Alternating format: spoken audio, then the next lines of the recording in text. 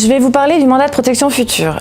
Ce mandat permet à toute personne, majeure ou mineure émancipée, d'organiser la protection de ses intérêts en choisissant à l'avance la personne qui sera chargée de le faire lorsqu'elle n'en aura plus les facultés. Ce mandat ne nécessite pas en amont la saisine du juge des tutelles, lequel interviendra uniquement en cas de difficulté.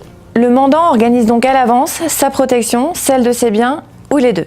Il désigne la personne qui sera chargée de le représenter lorsque son état de santé physique ou mental ne lui permettra plus de le faire seul. L'étendue des pouvoirs du mandataire, c'est-à-dire la personne désignée, dépend d'une part de la volonté du mandant et d'autre part de la forme du mandat.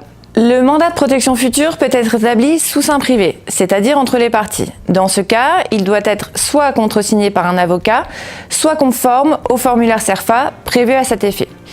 Le mandat de protection future peut également être établi par acte authentique, c'est-à-dire rédigé par un notaire. Une fois le mandat mis en œuvre, le mandant ne perd ni ses droits ni sa capacité juridique.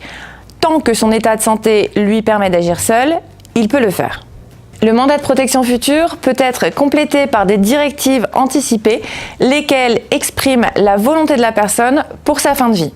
La dépendance et le décès restent des sujets tabous. Mais anticiper sa volonté permet d'éviter des situations délicates. Il est donc nécessaire d'y penser suffisamment tôt. Je vous retrouve bientôt pour une nouvelle vidéo.